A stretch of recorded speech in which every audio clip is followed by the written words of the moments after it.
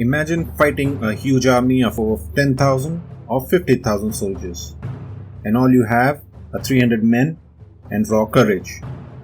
What are the odds of winning? Such tale of odds are far and few. We all remember the Battle of Thermopylae, fought between King Leonidas and his brave 300 Spartans and King Xerxes of Persia, who brought with him the greatest army Greece had ever seen. This battle is the archetype of the courageous last stand. For the 2 days, Xerxes sent division after division into the pass. All came back defeated, even his elite corps of 10,000 immortals.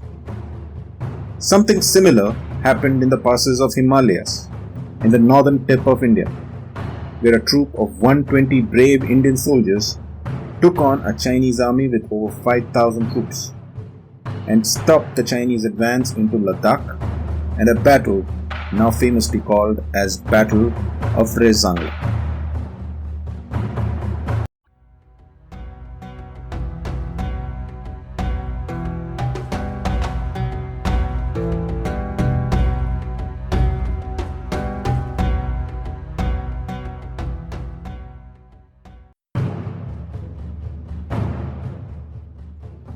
Ladakh, known for its scenic beauty, forms the northern centrally administered territory of India.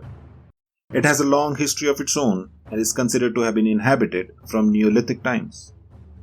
It is a sparsely populated region due to its remoteness, but has seen a lot of action of its own. In 1533, Sultan Said Khan of Mughalistan, which is now known as Kazakhstan, died during one of his looting expeditions of Ladakh and Kashmir. Sultan Sayyid Khan was a Turkic Mongol, also known as Mughals.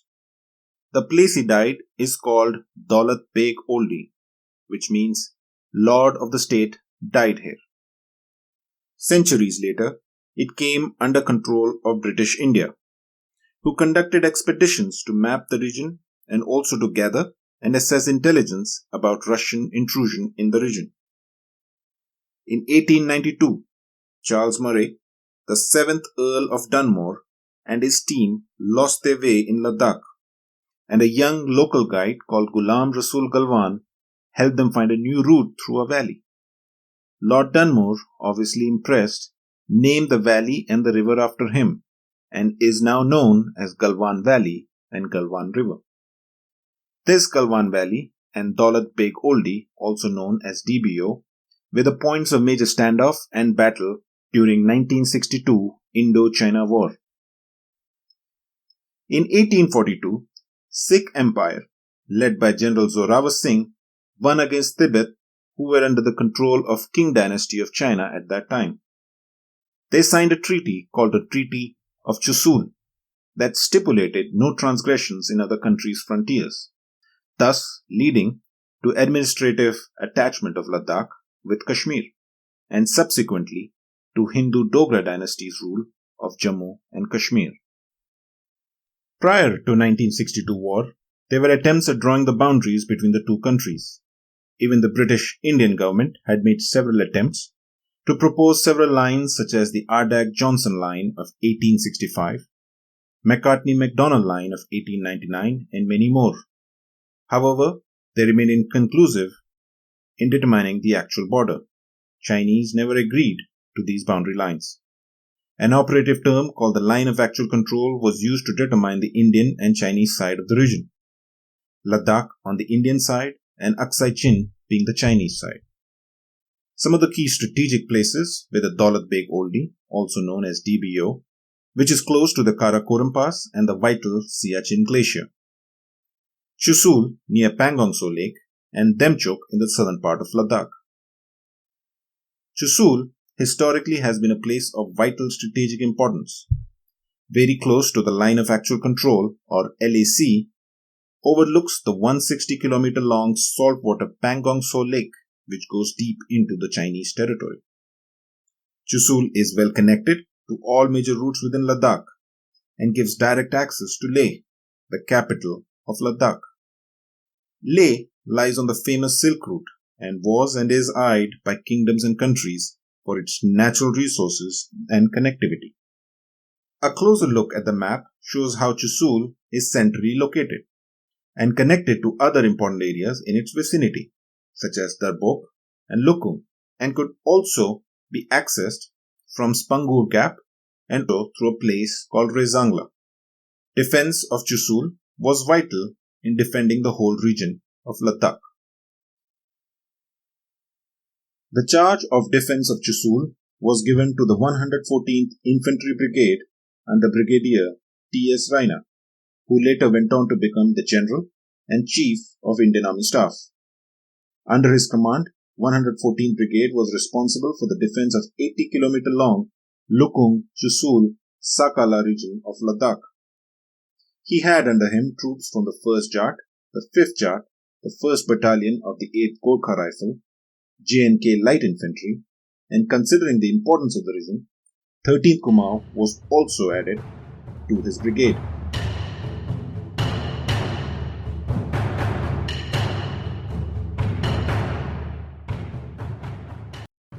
In order to defend the potential ingresses by Chinese, options were drawn out and were narrowed down to mainly 3 options. First option, Sakala to Dumti from south. This could involve heavy armor and artillery, but there were several defenses across the region and would not be feasible. The second one, from Lukung in north to Thakung, to eventually reach Chusul.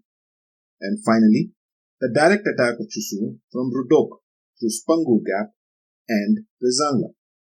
The third option seemed most probable considering the terrain and speed with which Chinese could reach the point, thus leading to the now famous Battle of Last Stand called Battle of Rezangla.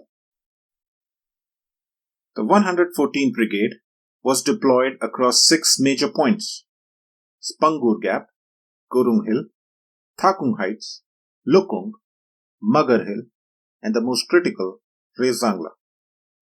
The charge of Rezangla was given to the C Company of the 13th Kumaon under the leadership of Maj Shaitan Singh, who went on to be awarded the Paramveer Chakra, India's highest gallantry award, posthumously. Rezangla is at an elevation of 16,000 feet above sea level. The elevation and remoteness throws unique challenges. The troops were not acclimatized to this region and had serious issues breathing due to lack of oxygen and disorientation. In addition, they had very little winter clothing to keep them warm in a region which saw lows of minus 30 degrees.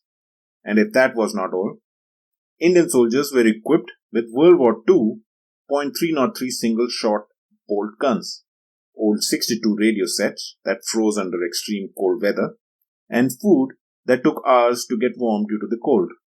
In comparison, the Chinese were well equipped with self-loading rifles, heavy engineering equipment, artillery, tanks, and enough rations to last the war. And if this was not enough, Rezangla had a serious flaw. The high mountain tops interfered and imposed restrictions on artillery shelling, and thus Rezangla could not get any artillery support. The brave men of 13th Kumaon were on their own. Maj Shaitan Singh had divided his unit of 120 men into 3 platoons. The 7th platoon under Naib Subedar Surjaram in the north, 8th platoon under Naib Subedar Hariram in the passes area, and the 9th platoon under Naib Subedar Ramchandra in the center, with the company headquarters right behind. Maj Shaitan Singh knew very well that there was no backup, no reinforcement, and no artillery support, and they were about to face over 6,000 Chinese soldiers. And with that, he gave the final orders of last man, last bullet. On the night of the 17th and the 18th November, large Chinese troop deployments of over 5,000 to 6,000 soldiers were detected by all 3 platoons. Alarms were raised, and due to this, the Chinese ploy to use cover of darkness and bad weather to overrun the bases had failed. Considering the odds, even a small edge was vital. The Battle of Rezangla had now truly started, with 120 men of 13th Kumaon taking on 6,000 Chinese troops with heavy artillery support. In the wee hours of the morning, fight erupted with the exchange of fire between the two sides. The Indian soldiers let the Chinese have it with a hail of light machine gun, medium machine gun, and mortar fire. This led to heavy casualty on the Chinese side. However, wave after wave of Chinese attack continued. The brave men of 13th Kumaon refused to give up and decided to die instead of leaving their positions. The close proximity of attack led to bayonet charge, and the Chinese retreated back momentarily. In one such attack, telephone lines were severed, and thus the C Company was now totally cut off from the rest of the world. The Chinese realized it was not going to be a cakewalk, and responded with heavy artillery shelling. The difference and level of artillery support had started to show its effect against the C Company, which had no artillery of its own, and due to the terrain, had no bunkers to hide in. The artillery fire had a devastating effect, and casualties on Indian side were now increasing. Tales of bravery were now started coming out.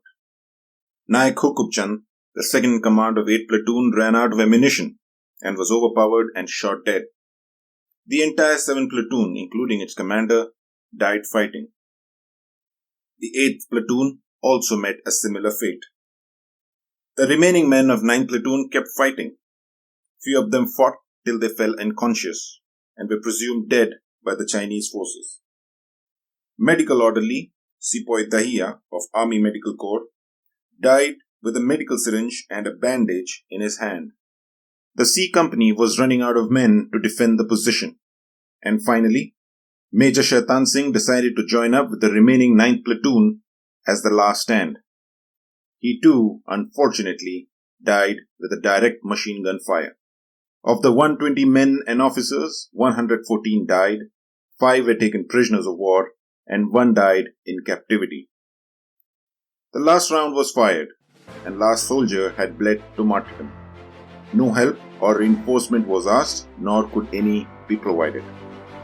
However, the Battle of Rezangla had a major impact on the course of the war itself.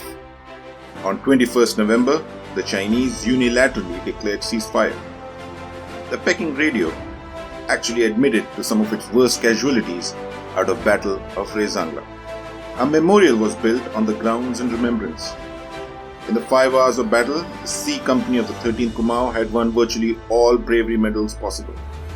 It won 1 Param Veer Chakra, India's highest gallantry award medal, 8 Veer Chakra, and 4 Sena Medal for gallantry, something which is unmatched in the history of Indian Army.